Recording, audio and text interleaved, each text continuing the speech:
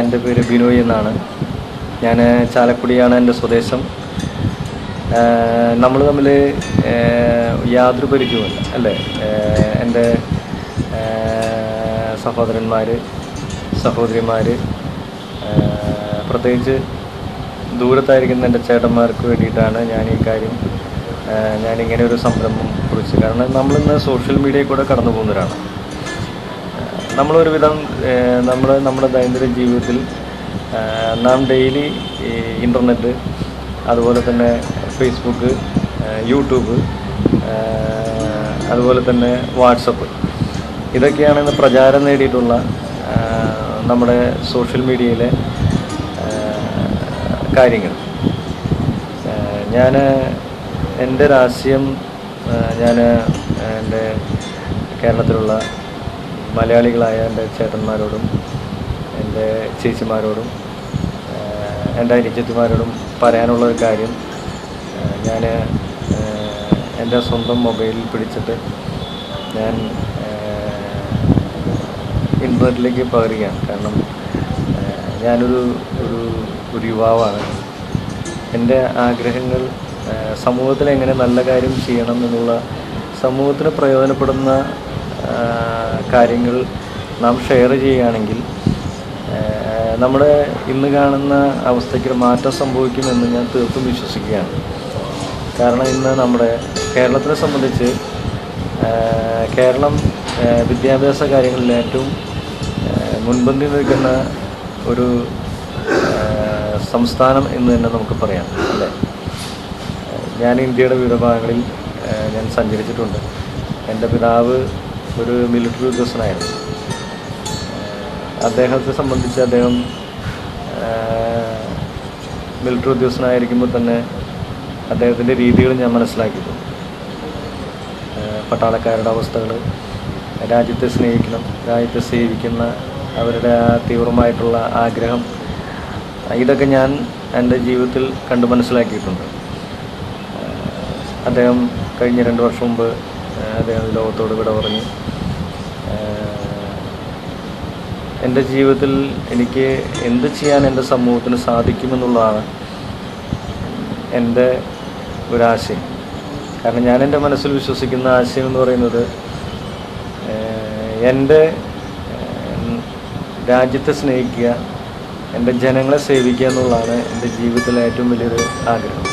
കാരണം ഈ ആഗ്രഹം വെളിപ്പെടുത്താനായിട്ട് എനിക്ക് വേറെ മാർഗങ്ങളൊന്നുമില്ല. കാരണം നമ്മളൊക്കെ, എന്നെ സംബന്ധിച്ച് ഞാനൊരു കാണാമറയത്താണ്. ഒരിക്കലും നമ്മൾ തമ്മിൽ അറിയില്ലായിരുന്നു അല്ലേ. ഞാൻ അറിയപ്പെടുന്നൊരു വ്യക്തിയല്ല, സമൂഹത്തിൽ അറിയപ്പെടുന്ന ഒരു വ്യക്തിയോ ഒരു നേതാവോ അല്ലെങ്കിൽ ഒരു സിനിമാ സ്റ്റാറോ അല്ല. അതുകൊണ്ട് എന്നെ തന്നെ ആർക്കും അറിയാൻ സാധിക്കില്ല. എന്നാൽ എനിക്ക് വേറൊരു മാർഗമില്ല. കാരണം എനിക്ക് എൻ്റെ സഹോദരിമാരോട്, എൻ്റെ സഹോദരന്മാരോട്, എൻ്റെ ചേട്ടന്മാരോട്, ചേച്ചിമാരോട് എൻ്റെ ആശയങ്ങൾ പങ്കുവെക്കാൻ വേറൊരു മാർഗമില്ല. അതുകൊണ്ടാണ് ഞാനിങ്ങനെ മൊബൈൽ ഫോണിൽ ഡൗൺലോഡ് ചെയ്ത് ഞാൻ എല്ലാവരുടെ മനസ്സുകളിലേക്കും ഞാൻ എൻ്റെ ആശയത്തെ അവതരിപ്പിക്കുന്നു. നമ്മുടെ കേരളത്തിനെ സംബന്ധിച്ച് നമുക്കറിയാമല്ലോ, കേരളം ഞാൻ പറഞ്ഞു, ഒരു എന്താ പറയുക, കേരളത്തെ സംബന്ധിച്ച് വിദ്യാഭ്യാസമുള്ളൊരു നാടാണ് നമ്മുടെ കേരളം. അതിൽ നാം അഭിമാനിക്കുന്നു. പ്രത്യേകിച്ച് നമ്മുടെ ഇന്ത്യയെ സംബന്ധിച്ച്, ഇന്ത്യ എന്ന് പറയുന്ന നമ്മുടെ രാജ്യം ഒരു മഹത്തായിട്ടുള്ളൊരു രാജ്യമാണ്.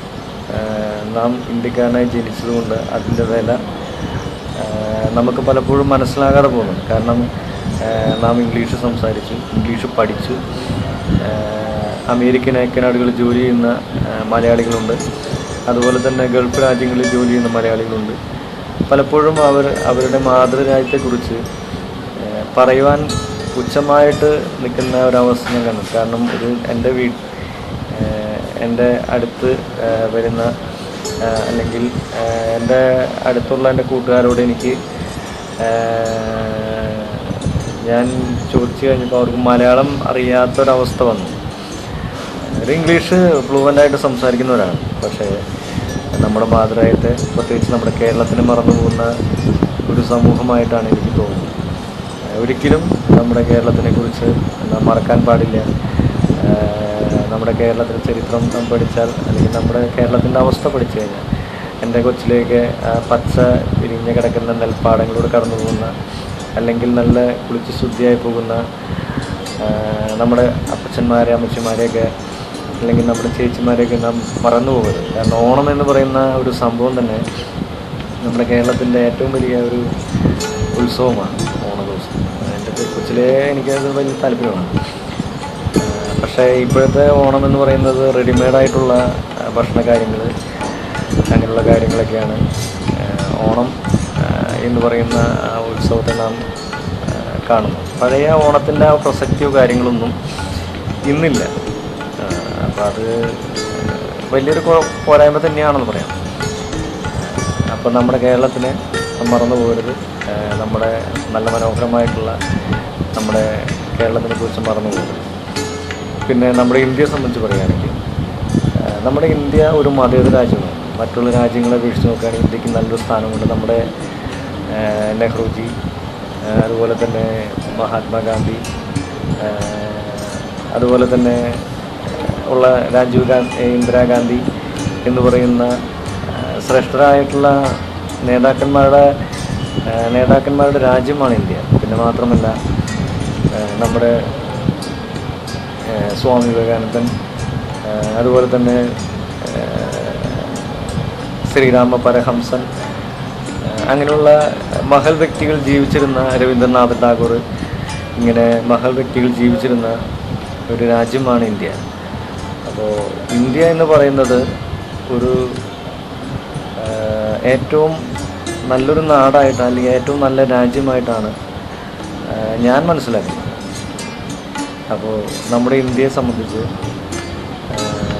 നാം ഒരിക്കലും ഇന്ത്യയും കേരളത്തിനെയും നമ്മുടെ വിദ്യാഭ്യാസത്തിനനുസരിച്ച് നാം പുച്ഛിച്ച് പറയേണ്ട ഒരു കാര്യമില്ല. അപ്പോൾ നാം നമ്മുടെ രാജ്യത്തെ സ്നേഹിക്കുക, നമ്മുടെ കേരളത്തിനെ സ്നേഹിക്കുക, ഇതാണ് എനിക്ക് പറയാനുള്ളത്. പിന്നെ ഇപ്പോഴത്തെ തലമുറയെ സംബന്ധിച്ച് എനിക്ക് ചെറുപ്പക്കാരോട് പറയാനുള്ളത്, നമ്മുടെ പ്രായം എന്ന് പറയുന്നത് എന്തിനും ചാടാവുന്നൊരു പ്രായം അല്ലേ. നമ്മൾ ഏത് തെറ്റിലും ചെന്ന് ചാടാവുന്ന ഒരു പ്രായമാണ്. പല പ്രശ്നങ്ങളും വന്നു കഴിഞ്ഞാൽ നമുക്ക് ഊരിപ്പോരാൻ പറ്റില്ല. അത് എനിക്ക് മനസ്സിലാക്കി. കാരണം വെച്ചാൽ നമ്മുടെ ചെറുപ്പക്കാരിൽ കണ്ടുവരുന്ന പ്രവണതയാണ് മദ്യത്തിന് അടിമയായി പോവുക, അതുപോലെ തന്നെ കഞ്ചാവിന് ലഹരി ഉപയോഗിക്കുക, അതുപോലെ തന്നെ മറ്റുള്ള ദുശീലങ്ങൾ, അതായത് മോശമായിട്ടുള്ള കൂട്ടുകെട്ടുകൾ, ഇതൊക്കെ നമ്മുടെ ജീവിതം വഴിതിരിച്ച് കളയും. കാരണം വെച്ചാൽ നമുക്കൊരു മാന്യത, കാരണം നമ്മുടെ പിതാക്കന്മാർ എഴുതി വെച്ച ആശയങ്ങളെ പുസ്തകത്താളുകളിലാക്കി വെച്ചിട്ട് പുസ്തകത്താളുകളെ കളഞ്ഞു പോകുന്ന ഒരു അനുഭവമാണ് നമുക്ക് കാണാൻ സാധിക്കുന്നത്. അത് കാറ്റിപ്പുറത്തി കളയാന്നാണ് പറയും. കാരണം നമ്മുടെ ആശയങ്ങളെ കാറ്റിപ്പുറത്തി കളഞ്ഞു പോകുന്ന ഒരു തലമുറയെ ഇന്ന് നമുക്ക് കാണാൻ സാധിക്കും അല്ലേ. നമ്മുടെ ശ്രേഷ്ഠ ആൾക്കാർ, സ്വാമി വിവേകാനന്ദരൊക്കെ ചരിത്രം പഠിച്ചാൽ അറിയാം, അവരൊക്കെ നല്ല ഈശ്വരവിശ്വാസമുള്ള ഒരു തലമുറയായിരുന്നു അല്ലേ. ഇന്നത്തെ തലമുറയുടെ ഏറ്റവും വലിയ ഒരു ബുദ്ധിമുട്ട് എന്ന് പറയുന്നത്, അല്ലെങ്കിൽ ഏറ്റവും വലിയ ഒരു പരാജയം എന്ന് പറയുന്നത് ഈശ്വരവിശ്വാസമില്ലായ്മയാണ്. അറിവ് കൂടുന്തോറും ഈശ്വരനോടുള്ള അകൽച്ചയാണ്. ഒരു കാര്യം നാം മനസ്സിലാക്കേണ്ടത് വെച്ചാൽ, നമ്മുടെ ജീവിതം എന്ന് പറയുന്നത് മനുഷ്യന് മൃഗങ്ങളിൽ നിന്ന് വ്യത്യസ്തമായിട്ടുള്ള ജീവിതം എന്ന് പറയുന്നത് ആത്മാവ് ഉണ്ട് എന്നൊന്ന് വിശ്വസിക്കുന്നു. കാരണം ഹിന്ദുക്കളുടെ വേദങ്ങളിലും മുസ്ലിംസിൻ്റെ ഖുറാനിലും ക്രിസ്ത്യൻ്റെ ബൈബിളിലും ആത്മാവിനെ കുറിച്ച് വലിയൊരു സ്ഥാനം കൊടുക്കുന്നു. അതുകൊണ്ട് മനുഷ്യൻ്റെ ജീവിതത്തിന് ഏറ്റവും വിലയുണ്ട്. അത് നാം പാലിക്കുക. നമ്മുടെ ജീവിതത്തിൽ നാം ചെയ്യുന്ന പ്രവൃത്തികൾ നല്ലതായിരിക്കണം എന്നുള്ളതാണ് അതുകൊണ്ട് എനിക്ക് പറയാം. കാരണം നമ്മുടെ ജീവിതത്തിന് വലിയൊരു വിലയുണ്ട് സമൂഹത്തിന് തന്നെയല്ല, മനുഷ്യൻ്റെ ജീവിതമാണ് ഏറ്റവും വലുത്. ഈശ്വര സൃഷ്ടിയിൽ ഏറ്റവും വലുത് എന്ന് തന്നെ പറയാവുന്നത് നമ്മുടെ മനുഷ്യൻ്റെ ലൈഫാണ്. അത് നാം കാത്തു സൂക്ഷിക്കുക എന്നുള്ളതാണ് എനിക്ക് പറയാനുള്ളത്. പിന്നെ നമ്മുടെ ചെറുപ്പക്കാരോട്, കേരളത്തിലെ ചെറുപ്പക്കാരോട് എനിക്ക് പറയാനുള്ളത്, നമ്മളെ ജനിപ്പിച്ച് നടത്തുന്ന നമ്മുടെ അപ്പച്ചനെയും അച്ഛനെയും അമ്മേനെയും നാം ഒരിക്കലും വിഷമിപ്പിക്കാൻ പാടില്ല. കാരണം നമ്മൾ ആ സ്ഥാനത്ത് വരുമ്പോഴാണ് നമുക്ക് ആ വിഷമം മനസ്സിലാക്കാൻ സാധിക്കുന്നത്.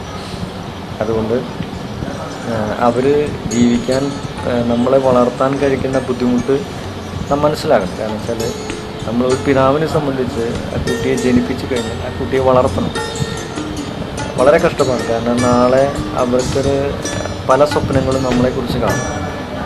അത് അവർക്ക് കൊടുക്കാൻ കഴിഞ്ഞില്ലെങ്കിൽ പിന്നെ നമ്മുടെ ജീവിതം കൊണ്ട് ഒരർത്ഥവുമില്ല. അതുകൊണ്ട് എനിക്ക് പറയാനുള്ളത് വെച്ചാൽ നമ്മുടെ അമ്മമാർ ഒരിക്കലും കരയാനിടയാവരുത്. നമ്മുടെ അച്ഛന്മാരൊരിക്കലും ലഭിക്കാനിടയാവരുത്. നല്ലൊരു തലമുറ അല്ലെങ്കിൽ നല്ല അച്ഛനമ്മമാരെ സ്നേഹിക്കുന്ന, ഗുരുക്കന്മാരെ സ്നേഹിക്കുന്ന ഒരു തലമുറ നമുക്ക് ഉണ്ടാകണം എന്നുള്ളതാണ് എൻ്റെ ആഗ്രഹം.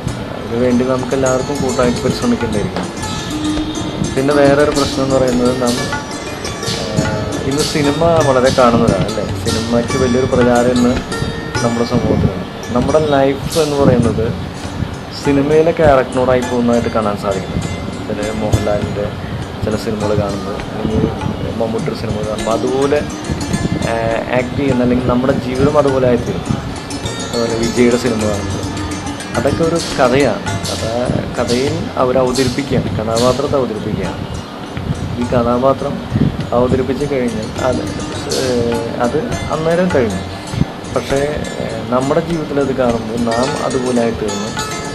സമൂഹത്തിൽ സിനിമയിൽ കാണുന്ന രീതിയിലുള്ള പ്രവർത്തനങ്ങൾ കാഴ്ചവെക്കുക, അതൊക്കെ നമ്മുടെ ബുദ്ധിശൂന്യതയാണ്.